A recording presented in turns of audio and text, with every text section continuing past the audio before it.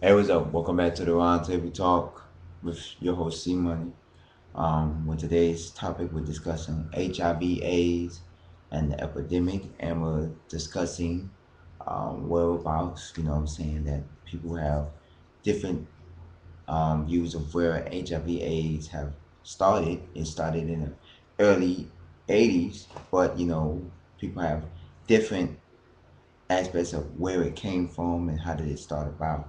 And we're discussing about its trail that is left, like how a lot of researchers and everybody have said that homosexuality was basically one of the main causes of HIV/AIDS, which it's not really true. And um, before we went on our break, we was talking about young people and how it's not really being how young people are not really being educated, um, which is true. A lot of young people these days are not really being educated about the epidemic, about AIDS, HIV. It is known fact there's a local man from Miami who owns a um, place called Empowerment Project, which is it's a local place where it's in local gay, homosexual, lesbian people can go. They get tested. They can go and you know get what they want to. It's like a center for homosexual, lesbians, gay people. A place like something like a place called Hope.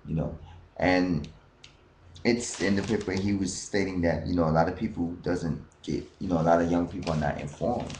And as I was saying, what it was for my resources as well, it was stating that a lot of young people put AIDS on the back burner, meaning that AIDS is no longer a front issue. It is on the back burner. Meaning a lot of people nowadays they don't AIDS. They push AIDS off like it's nothing. Because AIDS is not a really big of an issue like the H1N1 flu and the get your flu SARS and the viruses. A lot of people don't look at AIDS as a big issue. Which it really still is. It's one of the most common issues out there because it's a cure. It's a disease that basically cannot be cured, but can be, you can't cure yourself from HIV and AIDS. There isn't a cure for it, but you can protect yourself as far as living a longer life. And that's what it was stating, my sources, and it was stating that a lot of young people are not informed, and not teach. They don't teach HIV and AIDS in school. You don't when you go into health classes teach you about the body, they teach you about different functions of the body. They don't teach you about AIDS and HIV, you know what I'm saying? Or they don't teach you, what I'm saying? They teach you about, they teach you about sex, but they don't teach you about the diseases and HIV and stuff. It's not taught. And basically, in my opinion, you should it should be taught, in schools, but now these days, a lot of between the parents and saying the government and Congress and politicians and all of them, and they're gonna feel like but yeah, yeah, it is true from my resources that a lot of people, a lot of young people are not being informed because now you have people as young as 13 and 14 having sex, and to me it kills me. It kills me to see that these young people at an early age are having sex. When I was 13, 14 years old, I was not there having sex. I was more into school, I was into my books, I was into education. You know, I really hung out, and now these kids now they come in 12, 1 o'clock in the morning, and, and half of these kids be fucking, and excuse my language, I mean having sexual intercourse. Excuse my language for the population. I didn't mean to say it that way. But a lot of these kids are having sexual intercourse, and it's becoming it's not being taught, you know, and that's basically what the my sources were saying and what it was talking about. Like a percentage of not homosexuality, but kids in general. It's not homosexuality. It's people in general. Because girls can get it from guys and guys can get it from girls. And basically, you know, the thing is about what the world is trying to say is basically it's trying to say that AIDS started from homosexuality, and that now it's a percentage of, the kids out there are not being taught. You see the commercials about HIV and AIDS, how to protect yourself, but you need to have classes, you need to have seminars, you need to have these type of things to get young people involved. You don't see a youth HIV AIDS rally. You don't see a person, that goes out there and say, hey, look, I want y'all to sign this petition or sign this waiver stating that you would not have unprotected sex and you will wait till you get married. You would not have sex until you find the right true love. A lot of these people doesn't do that because, sex is not, a well issue to people. And AIDS is not a well issue, as they were saying.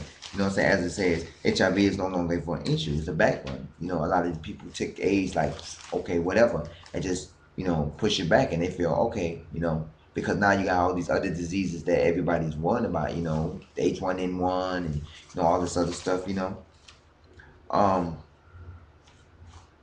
it was like they said, it was a stigma and discrimination as AIDS was being linked to gay HIV, not gay and IV drug users, which was, to me, was just affecting my being.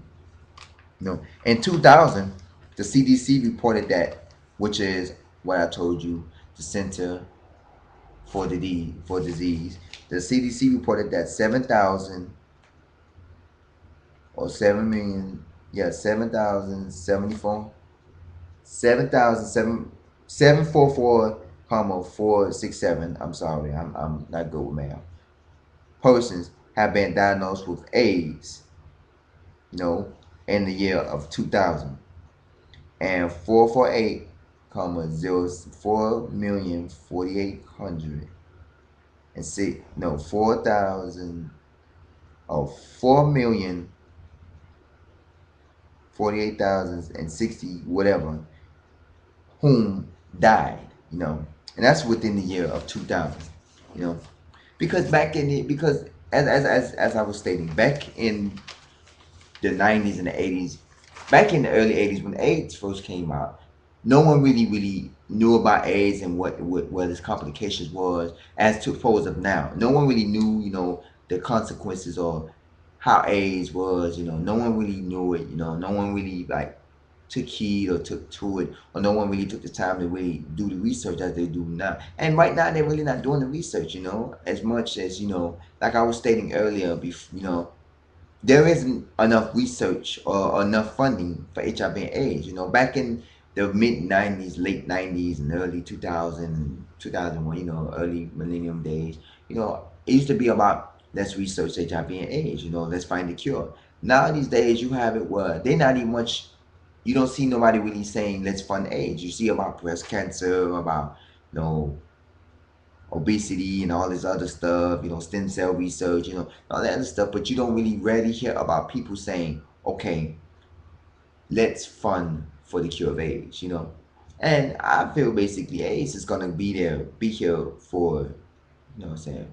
AIDS is gonna be here forever, It's a new, it's not a new disease, but it's a disease that's, what I'm saying, it's gonna be here for a minute, and as long as you keep pushing it off, there are gonna be a lot of people that's gonna be dying, and